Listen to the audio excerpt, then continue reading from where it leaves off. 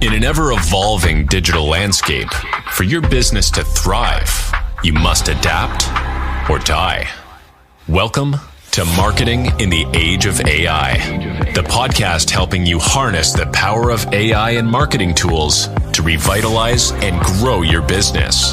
And now here's your host, marketing expert and author of Authentic Marketing in the Age of AI, Emanuel Rose.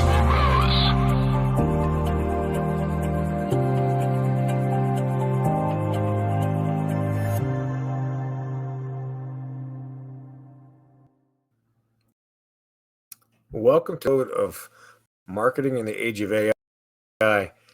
We get a great chance today to learn about integrating and how we should be using storytelling in the marketing that we're doing as the ground. Because today we're joined by Dan Grech, who is the founder and CEO of BizHack,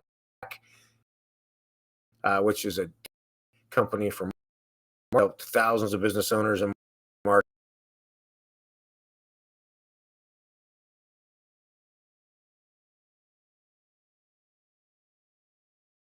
Amazing and awesome conversation, so he can tell us about his unique blend of storytelling and digital marketing and how we should be using it in with these tools that we have now.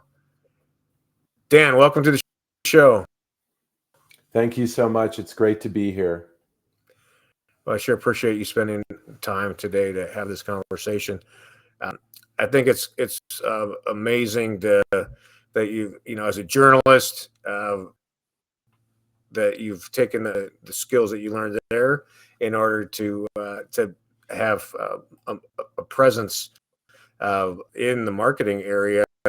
My background in radio was problem solution call to action. That was the story that approach the storytelling in marketing. Yeah, thank you so much for the question. And so you have a little bit of a radio background yourself, commercial radio? Yeah, I did. I worked for a company called Crane that is a radio manufacturer, and then videos on the radio shows. Some of those, the Art Bell, Nori, those programmers. And we did lots of radio ads. I voiced radio ads, and I wrote thousands of them. Oh, that's amazing. Yeah. So I was on the news side of radio, public radio, NPR. I worked as a correspondent and news director. So I was on the more of the journalistic side, but now have transitioned in the second part of my career into the kind of marketing and advertising piece, and bring a lot of what I learned as a journalistic storyteller into the work of helping small businesses grow using marketing. And I think at the core of the technique that we use is what we called your business story. And your business story has two components. The first is the story of the origin of the business and the founder's story. And then the second is the core purpose, or why the business, or how the business makes the world a better place, what its larger purpose is. And you can kind of think of it as the one story is that really gritty, foundational story that's at the base of every great creative act. And then the other is sort of what is the larger, lofty goal and purpose of the company. And so pretty much everybody who does business, whether they're conscious of it or not, is trying to understand those two components of every business. Who is the owner? What are their values? Why did they found it? And then what is the purpose of the business? Beyond just making a buck or solving a customer problem. Like, what's the larger problem they're looking to solve? So we coach businesses in how to do that through our training. But obviously the business story is just the foundation of your marketing. It's not all of your marketing. And so then we give them a systematic process for generating leads and sales, which we call the lead building system. Yeah, I found that for whatever reason, small business owners who are probably over about 45 have a hard time wanting to talk about themselves, wanting to talk about what they're into and supporting. To tease that out is a challenge sometimes. Has that been your experience? Yeah, that's interesting. Do you notice any other like trends? You said over 45, so folks of sort of like I'm right in that generation. I've also noticed that sometimes men struggle a little bit more with telling their authentic story than women. And what I've noticed is, regardless of whether you want to tell that story, your audience, particularly the younger generation, essentially requires it. And the way that consumers are today is they are in search desperately for authenticity, and they're looking for reasons to buy local. It's so easy to go to Amazon or to buy from the big five tech companies, and yet we all recognize that the local businesses are what give us our community's flavor, and we want to support them. And so what a business story does is it really gives you a reason to believe and trust that this business owner is in it for the right reasons, and that the business is doing good in the world. And almost every small business, almost by definition, is doing something good in the world. If it weren't, it wouldn't have survived.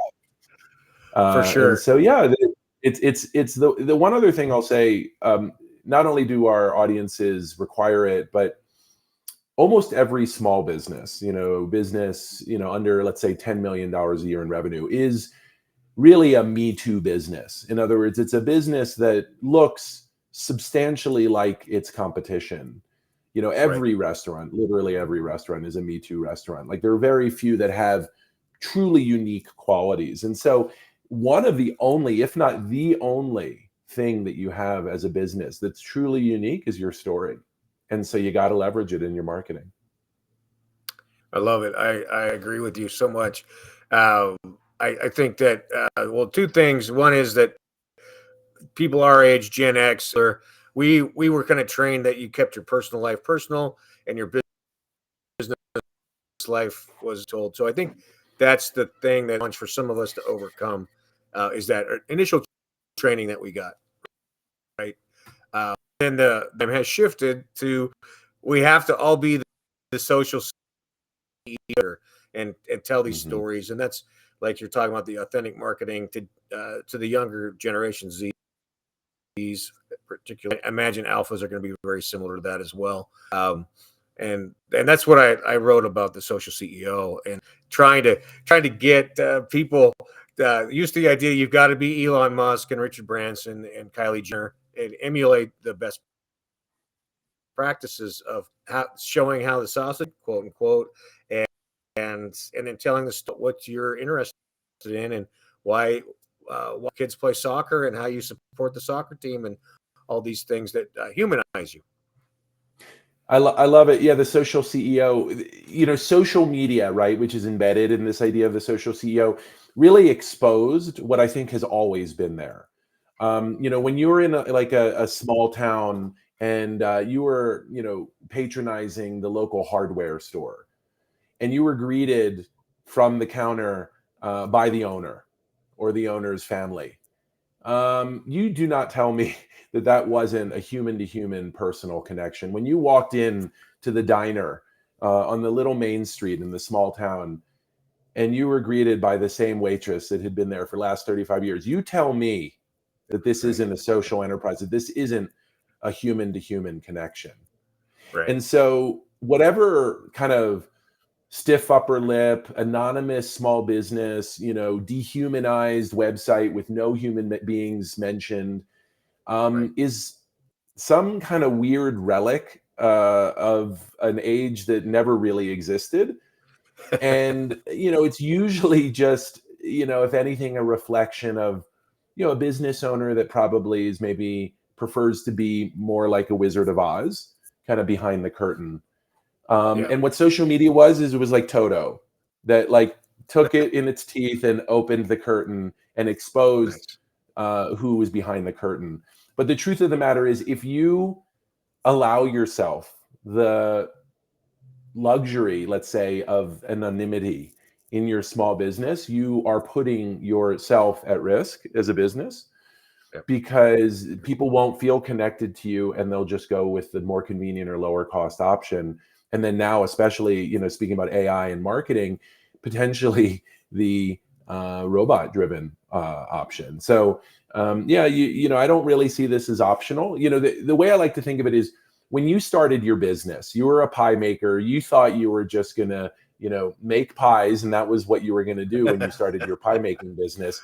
And then you realized, oh my God, I got to do payroll. I have to hire people. I have to manage people. And yes, I have to like be the public face of this company and do a lot of selling.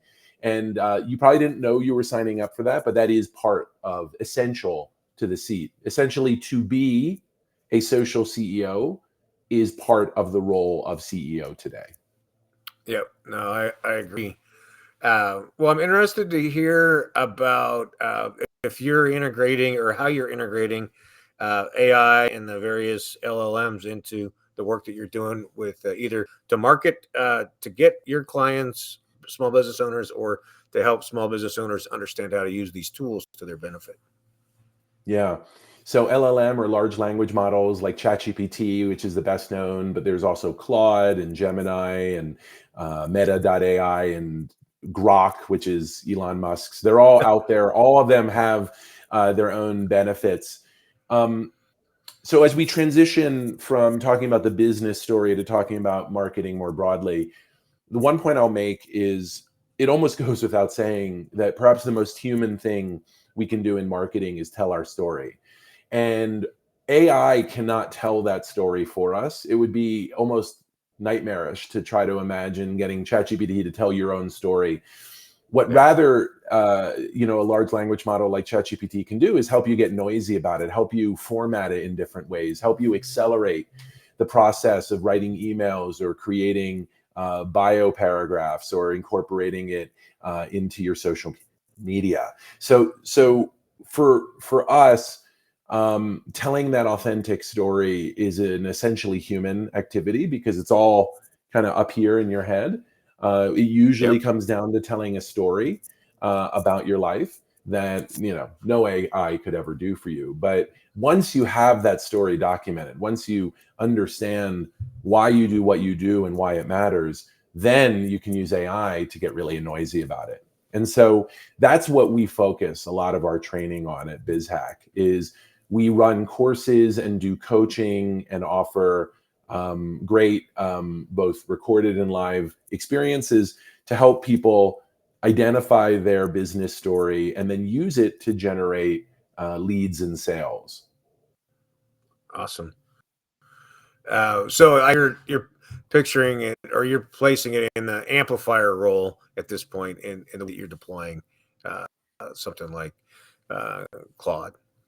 When it specifically comes to your business story, 100%. But then, you know, we talk about the 6 pillars, and I'll just go quickly through them and talk about how AI can help with each one. So, I like it. Okay, you have your business story, you know why you're doing this, but like, look, ultimately it's not about you, it's about them, as they say in the book Story Brand by Donald Miller, a great book about storytelling in business. You're the guide, they're the hero, right? You're there to serve them. You're there to solve some unmet need or problem that they have. Great. But, you know, if you're Luke Skywalker, you don't just hire any random person off the street to teach you the Jedi tricks, right? You vet, you know, Obi-Wan or Yoda to make sure they're qualified. Well, that's, if you're going to be the mentor, the guide, the Yoda, you need to make sure that you make a case for why you're the right Yoda to pick, because they have lots of Yodas they can choose from. But okay, so now you've picked us as your Yoda, and then you know, what we're now doing is we're really speaking to our ideal customer and asking them, you know, telling them, articulating their pain and their unmet need, and then helping them solve it. And so the 6 pillars are, first of all, what is your objective? Your objective is, you know, usually, like if it's a video ad, to get them to watch your video, or if it's a landing page, to get them to fill out the form. It's how do you measure success metrically, right? All marketing starts with data. Whether you're a technical marketer or a creative marketer, you need to have a very clear definition of success. So that's sort of how do you know that, like, what is the campaign objective? Then the next two are the core of our marketing strategy, which is who is your ideal customer, your target audience, and what is the irresistible offer you're going to give them in exchange for them giving you their contact information, right? Like, we focus on lead generation. That's what most businesses are looking for, rather than like e-commerce. And in any lead generating business, any business where you're trying to get people contact information for a sales call or a sales interaction, you need their contact information. And what are you going to give them, whether it's free information or a discount? What's your irresistible offer to get that information? That's the core of your strategy. That's really, at essence, what marketing strategy is. Who's your ideal customer and what are you giving them?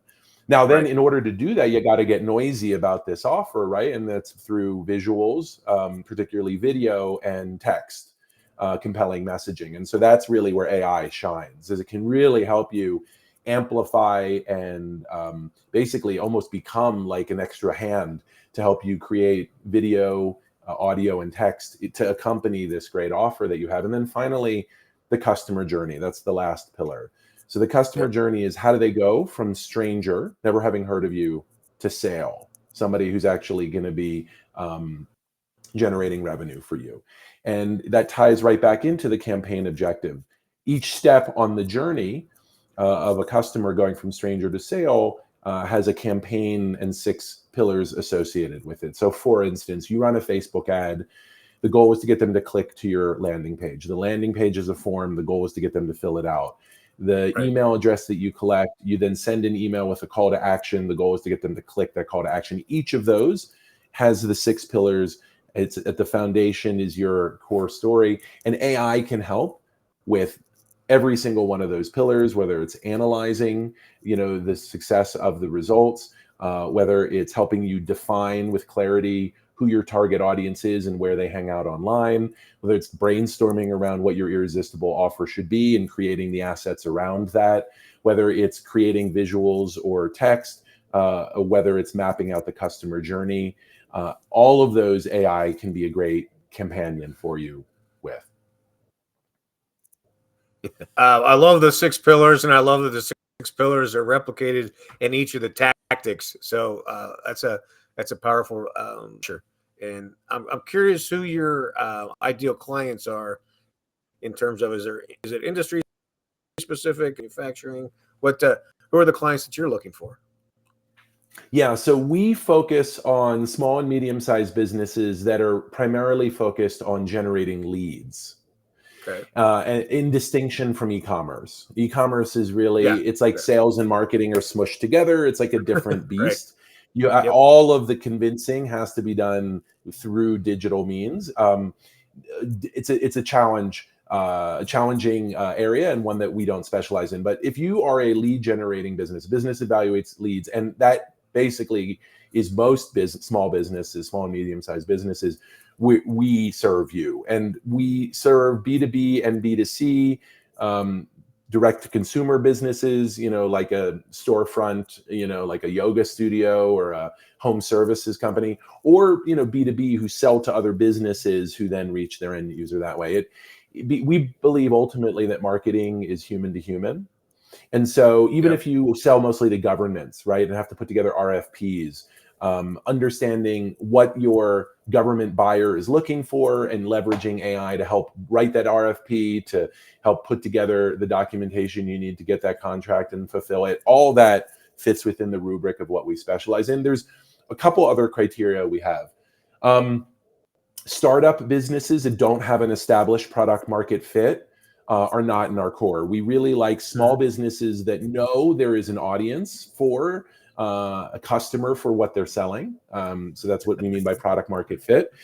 And then really, really small micro businesses, let's say 100,000 to $250,000.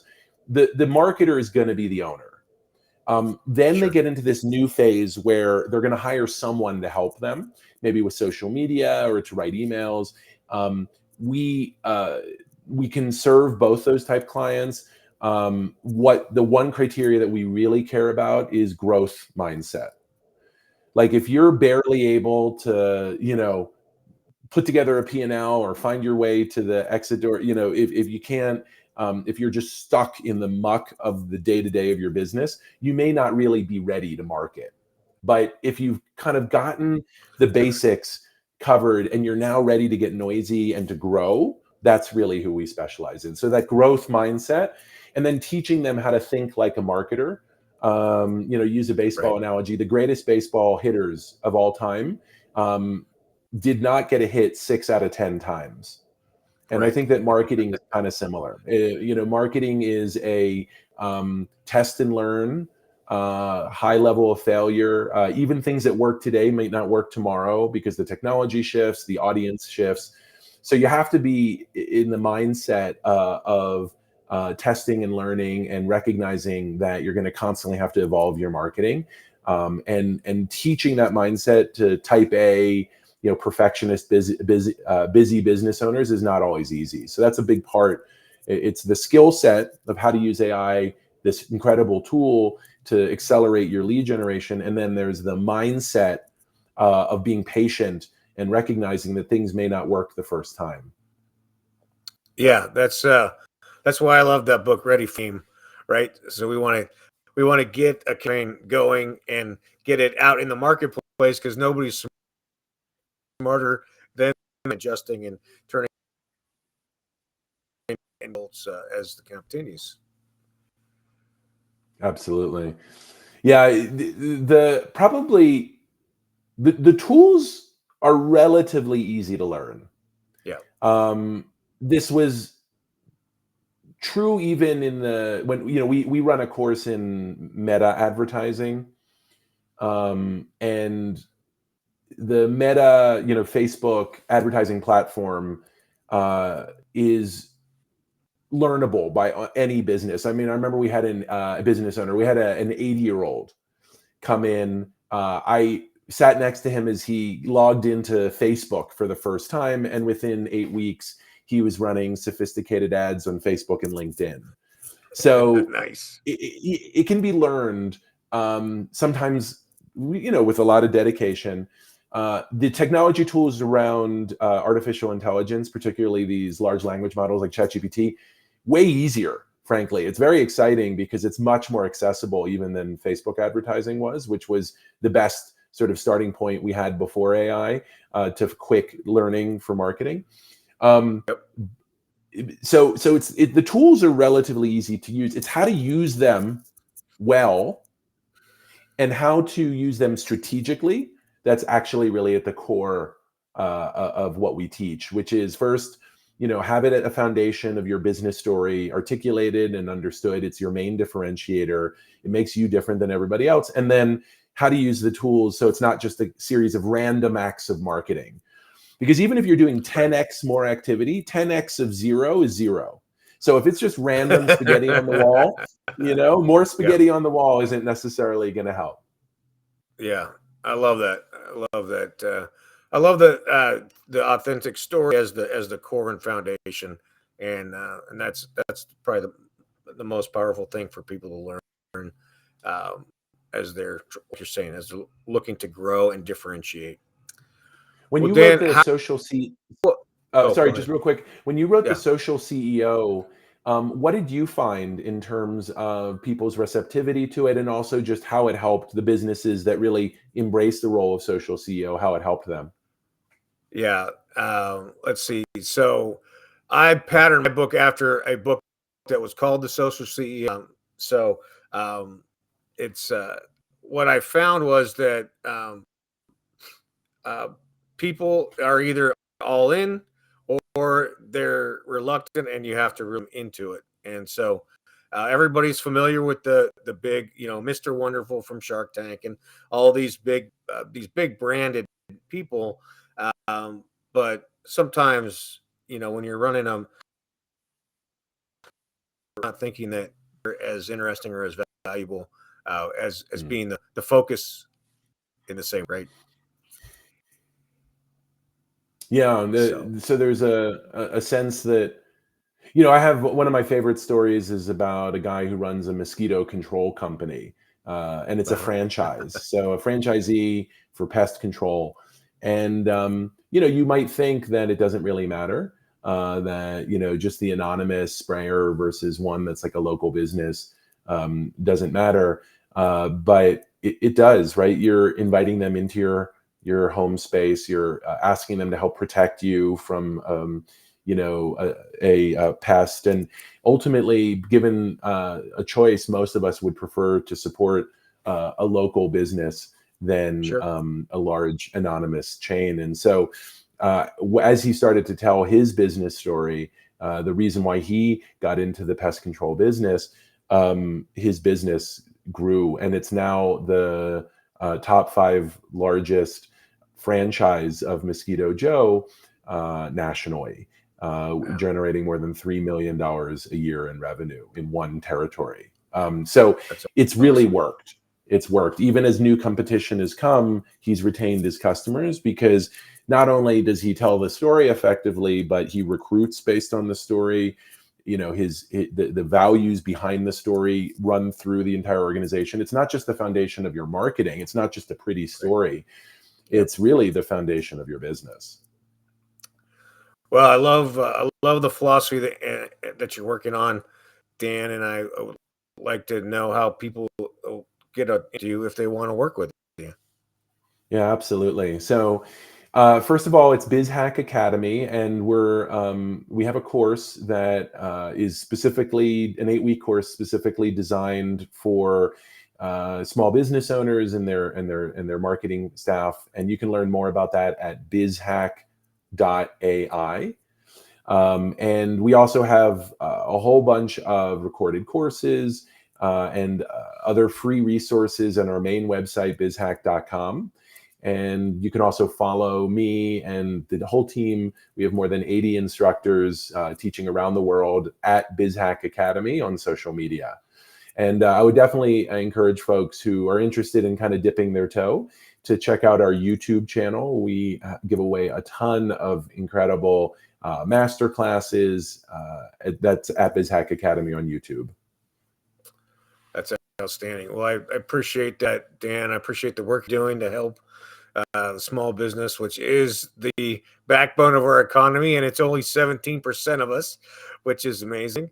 I appreciate the work you're doing, and I appreciate your time this morning. Thank you so much for taking some time.